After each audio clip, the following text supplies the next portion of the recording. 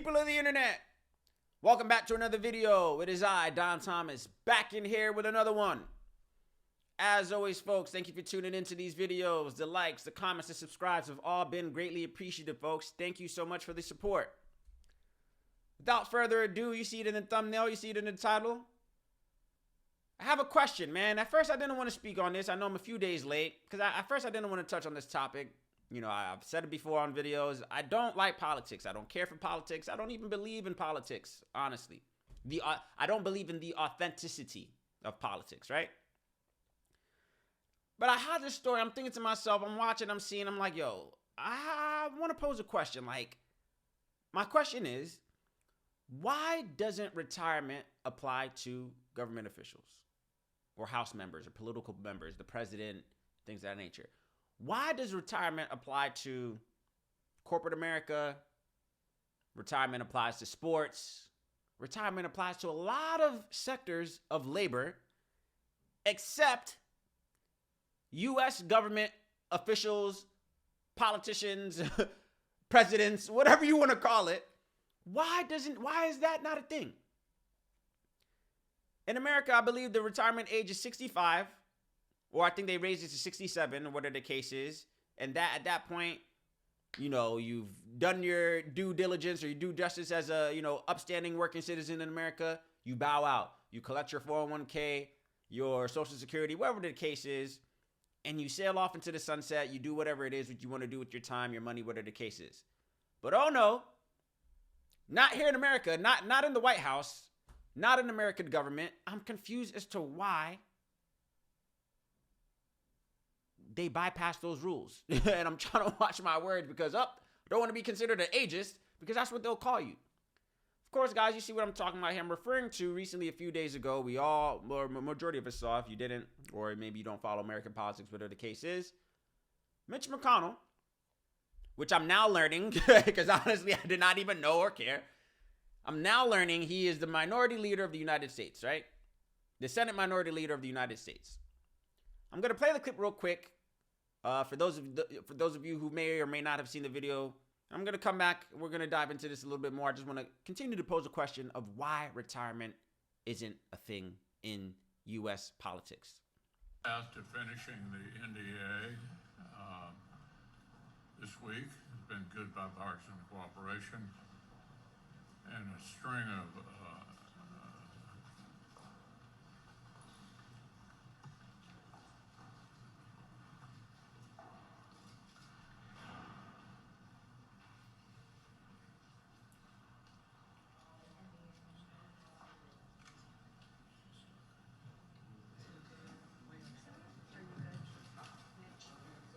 Mitch? Anything else you want to say, or should I just go back to your office? Do you want to say anything else to the press? Go back to you. Go ahead, John. I'll take it. Let's go back to you. Go ahead, John. What? What? And I don't want to laugh because it's not funny. Honestly, it's scary. Mr. McConnell, I was concerned about you, sir. I'm sure there's a lot of Americans right now that are a little bit concerned about your well-being. So I go back to the question that I started off by asking, why does retirement not apply to this man and others like him in the White House? Mitch McConnell, born 1942, is 81 years old. I just told you the retirement age in America is 67 years old. 67, you'll be eligible for retirement. You can bow out, collect your pension, collect your 401k, Social Security, whatever the case is, and do what it is you want to do with your time. But oh no, my man is in the same America. We have 81-year-old politician members, or whatever you want to call them, making decisions.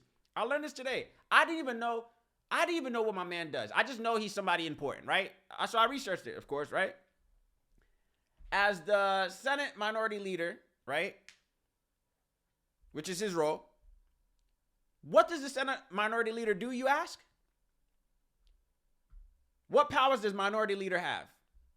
The minority leader is responsible for leading the minority party in the United States House of Representatives. These responsibilities include speaking for the party and its policies, protecting the minority's rights, and nominating minority party members to committees. I don't even know what none of that means, but it sounds important. It sounds pretty important. Look, let me tell you guys again, man. Me and politics don't mesh. I don't care for politics. Honestly, remember when we were younger? Remember as kids, we used to play like house? And it's like, hey, I'll be the daddy, you be the mommy, and we'll, I'm going to go to work and cook dinner and whatever. You used to play house as kids, right? I see politics as the same thing in my mind. I just see it as a bunch of people that got voted into or elected for, certain positions. Okay, you be the president. Okay, you be the whatever, and we're going to, that's how I see politics. It's no different than just playing house. And people with their titles and their prestige of like, yeah, we're really doing serious business here. No, you're not. But that's neither here nor there. That's neither here nor there. I just question how we move, right? This, like I said before, you'll see in sports, Tom Brady or whoever people, after they've done, whether they were able to reach the Super Bowl or whatever the sport they got, how many years they feel they can go, whatever the case is, they bow out. They'll make an official statement, hey guys, it's been a hell of a run.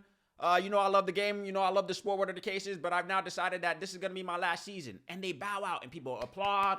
We gracefully, wish them well. We go back and watch their highlight reels and they sail off into the sunset. Teachers, whatever the case is, or people that retire, whatever the case is, in whatever profession that you are, you do your years, you reach your 65 or your 67, whatever the age is, and, you sit back and it's like, all right, I'm going to retire now. Yeah, you can still, it's optional. You can maybe still work beyond that. I'm not saying there's, everybody's bowing out at that age. But for the most part, it is okay for you. You can start receiving government benefits when you bow out, when you retire at 67 years old, whatever the case is. But oh no, why doesn't that apply to U.S. government? These are the people that are calling the shots. These are the people that are in charge of the livelihoods of Americans and the millions and millions of people thereafter.